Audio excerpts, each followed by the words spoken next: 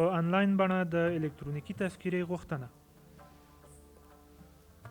د الکترونیکي تذکرې ترلاسه کولو لپاره تاسو باید آنلاین فورمې ډکې کړئ. د الکترونیکي تذکرې آنلاین فورمې څنګه ډکېږي؟ پروسه یې ډیره اسانه ده. په آنلاین بڼه د الکترونیکي تذکرې د غوښتلو لپاره لومړی د NID.NSIA.gov.AF ویب پاڼې ته لاړ شئ. د پاڼې په پرانیستېدو سره د ژبې برخه راښکاره کیږي چې د یوې ژبې په ټاکلو سره بلې برخې ته ځئ. په دې فورم کې د کورنۍ مشر لومړی خپل او بیا د خپلې کورنۍ د نورو غړو معلومات ولیکي.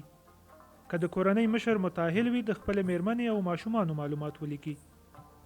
که د کورنۍ مشر مجرد وي د خپل پلار، مور، ورور او خور معلومات ولیکي. په دې پاڼه کې تاسو 4 برخې ګورئ.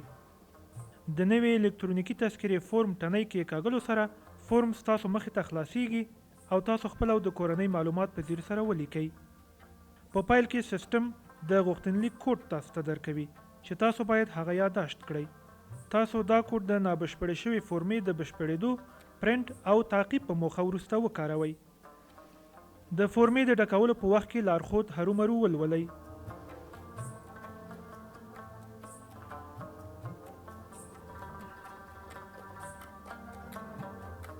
خپل معلومات په ډیر ځیر سره ولیکئ.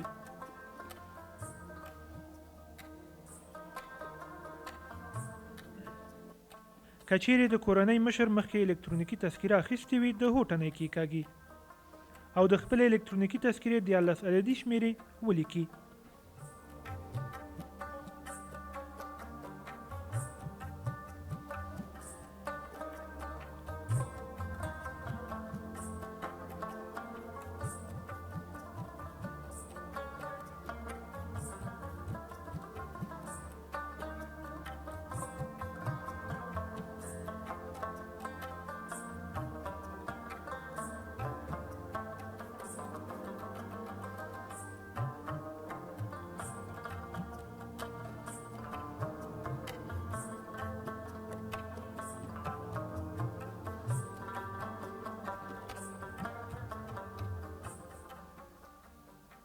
که چیرې شخص کاغذي تذکره ونه لري د تذکره نه لري ټنۍ کې کاږي او د 2 تصدیق کوونکو فورم ډک کړي. که چیرې کاغذي تذکره ولري نو د کاغذي تذکره لري ټنۍ کې کاږي. د خپلې کاغذي تذکرې د معلوماتو څخه په ګټنې دا تشې خانې ډکې کړئ.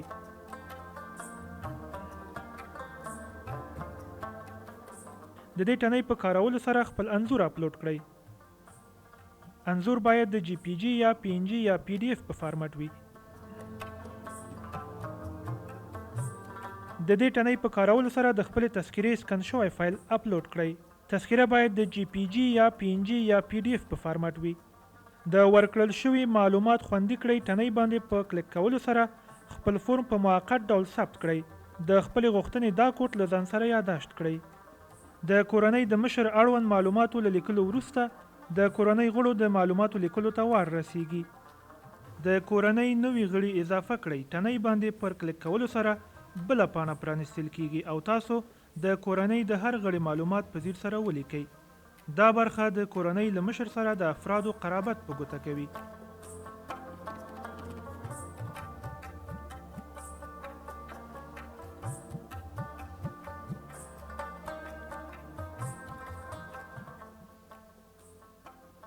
په دې برخه کې د هو او نه ټنۍ دا په ګوته کوي چې د کورنۍ کوم غړي غواړي تذکره واخلي او کوم غړي یې نه غواړي.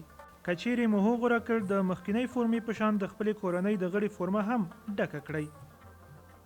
د کورنۍ نوي غړي اضافه کړئ. ټنۍ باندې پر کلیک کولو سره د کورنۍ نور غړي هم اضافه کړئ.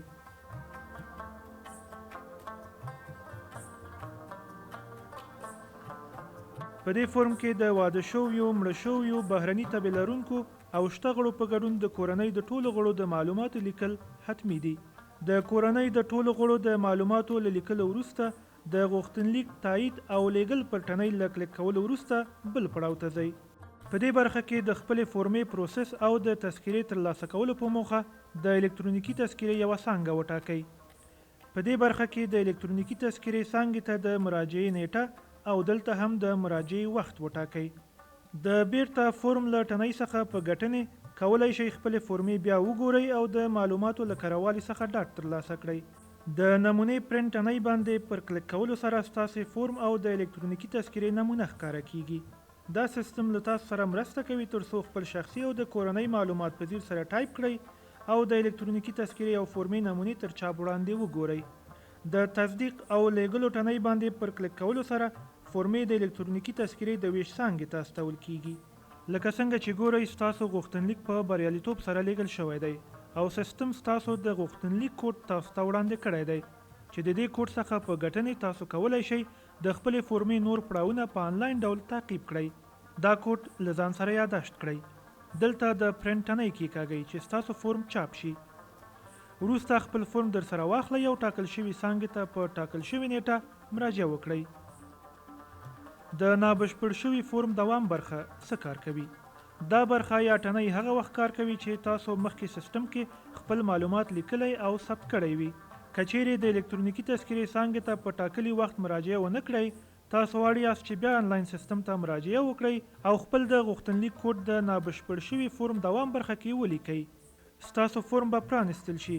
تاسو خپله فورمه بیا وګورئ او د الکترونیکي تذکرې د ویش یوه څانګه د مراجعې نیټه او وخت غوره او خپلې فورمې بیا ځلې واستوئ. د الکترونیکي تذکرې د غوښتنلیک تعقیب برخه څه کار کوي؟ هر کله چې غواړئ د تذکرې په هکله د ادارې له اجرااتو څخه ځان خبر کړئ، اصلي پاڼې ته راشئ او دلته د الکترونیکي تذکرې د غوښتنې د تعقیب ټنۍ کېکاږئ او خپل کوډ په دې برخه کې ټایپ او د تعقیب ټنۍ باندې کلیک وکړئ. وروسته به پوه شئ چې ستاسو د فورمې کار کوم ځای ته رسېدلی دی. د فورم پرنټ برخه څه کار کوي؟ که چیرې تاسو خپلې فورمې د موبایل، ټابلیټ او یا بلې وسیلې څخه په ګټنې ډکې کړې وي او دې ادارې ته یې رااستوئ، تاسې کولی شئ اصلي پاڼې ته لاړ شئ او دې برخه کې د خپل غوښتنلیک کوډ په لیکلو سره د فورم پرنټ پر ټنۍ کلیک او خپلې فورمې چاپ کړئ.